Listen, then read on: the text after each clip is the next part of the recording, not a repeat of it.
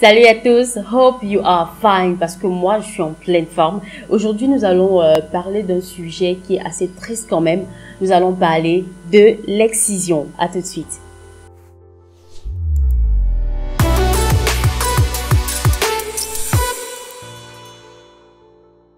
Voilà, comme je vous l'ai dit, aujourd'hui nous allons parler de l'excision. C'est un terme qui est assez triste déjà. C'est une pratique qui est assez désolante. C'est un mot que vous connaissez. C'est une pratique que vous connaissez. Même si vous ne maîtrisez pas forcément de quoi il est question, vous avez déjà entendu parler de ça au moins une fois dans votre vie. Alors, selon l'Organisation mondiale de la santé, l'excision, qui est encore appelée mutilation génitale féminine, c'est toute pratique qui conduit à l'ablation de l'organe génital féminin externe. D'accord? Et c'est une pratique qui est observée dans plusieurs pays africains, plus d'une trentaine de pays, mais aussi en Amérique latine, au Moyen-Orient et en Asie. Il faut savoir que lorsqu'on parle d'organes génitales féminins externes, on fait allusion à la partie visible du clitoris, les petites lèvres et les grandes lèvres. Et généralement, quand on parle d'excision, on parle surtout de l'ablation de la partie visible du clitoris, qui est quand même chez la femme l'organe par excellence du plaisir et qui est constitué, si je ne me trompe pas, de près de 8000 terminaisons nerveuses. Et la plupart du temps, dans les sociétés africaines, on est resté focalisé sur, excusez-moi, l'ablation du clitoris lorsqu'on parle d'excision. Pourtant, il n'y a pas que cette façon-là de mutiler la femme. Il y a la mutilation de type 1, l'excision de type 2, l'excision de type 3, l'excision de type 4. Mais ce qu'on retient, c'est que l'infibulation est vraiment la mutilation la plus compliquée, la plus intense et la plus grave parce que elle consiste simplement à la suture de la grande partie des petites lèvres, des grandes lèvres, de la vulve, en laissant exclusivement petit orifice qui va laisser écouler les urines ou alors les menstruations chez la femme. Malgré le fait qu'aujourd'hui ce soit reconnu que l'excision c'est quelque chose de néfaste, il reste encore des raisons pour lesquelles il est assez difficile aujourd'hui d'abolir complètement l'excision. Nous avons par exemple la tradition. C'est comme un héritage qu'on a reçu et qu'on transmet de génération en génération. Il y a des sociétés dans lesquelles l'excision a toujours été faite et les femmes qui même ont subi l'excision malgré les difficultés qu'elles ont eues par rapport à ça ne voient pas quel est l'inconvénient aujourd'hui à exciser ou alors continuer de mutiler les filles des nouvelles générations, qu'elles coachent, qu'elles parrainent ou alors qu'elles encadrent. C'est tout à fait normal chez elles. Nous avons également la culture. Il y a des sociétés dans lesquelles on a éduqué les femmes telles que, on a éduqué la petite fille telle que elle attend finalement le moment de l'excision. C'est comme un moment de consécration. C'est la traversée. On lui dit que l'exciser, c'est la préparer à être femme. Alors c'est un moment qu'elle attend impatiemment parce qu'elle veut vivre l'autre côté, par exemple, du décor. Elles sont excisées et ensuite éduquées sur comment, par exemple, se comporter dans le foyer et tout. Mais il y a quelque chose qui m'intrigue à ce sujet-là.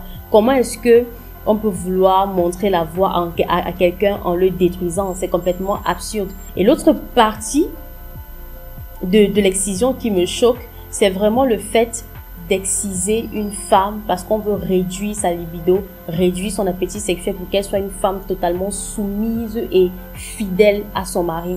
À quel moment est-ce que on veut apprendre à un enfant à ne pas voler, on lui coupe les deux mains? À quel moment est-ce qu'on veut apprendre à un enfant à ne pas mentir, on lui coupe la langue? C'est un peu comme si on disait on veut apprendre à un homme à ne pas être infidèle dans une certaine mesure et on lui coupe complètement son sexe. C'est complètement absurde.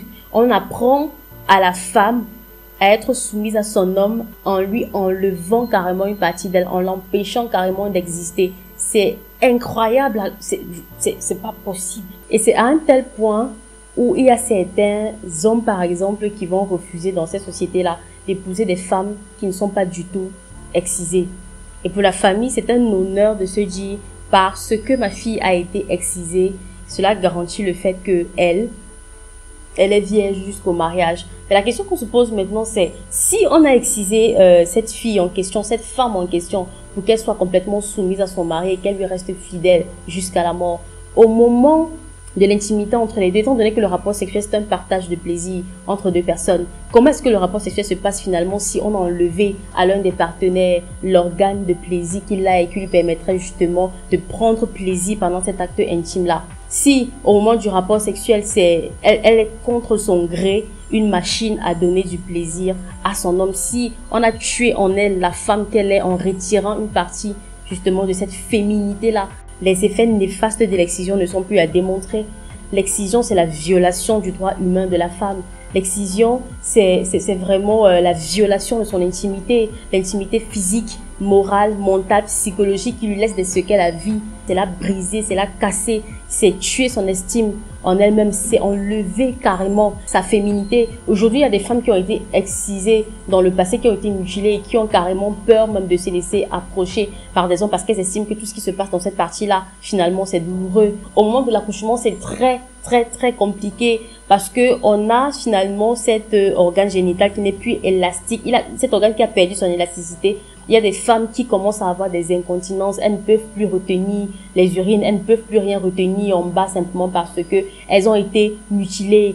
Il y a des fistules lors de l'accouchement, il y a des déchirures, des traumatismes de ces moments-là qui ne les quittent pas toute leur vie. Parmi les effets néfastes de l'excision, il y a naturellement la mort. L'excision généralement se fait dans des coins reculés. Les filles sont prises par vagues, par masse, dans des conditions vraiment précaires, avec du matériel archaïque qui parfois n'est même pas du tout désinfecté, sans anesthésie, mais c'est incroyable. Et généralement, ce sont des choses pour lesquelles elles ne sont pas forcément préparées. Il y a certaines qui sont prises de coups comme ça.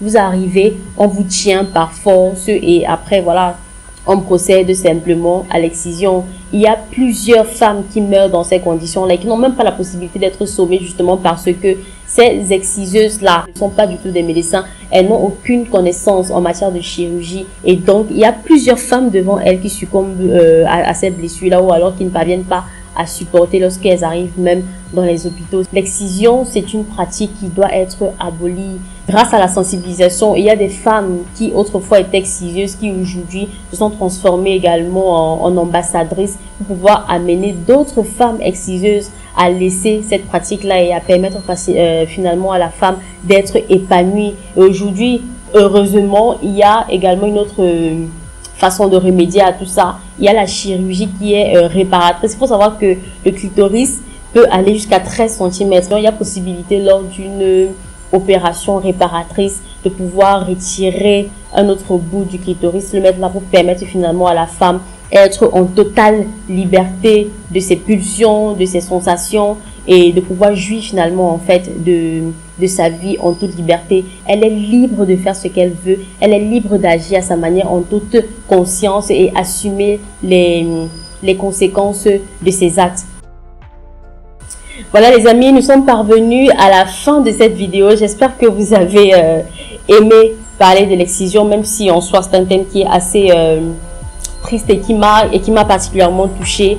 Merci d'avoir regardé cette vidéo, merci de sensibiliser autour de vous, merci de partager, de liker et de commenter. On se retrouve la semaine prochaine pour une nouvelle vidéo.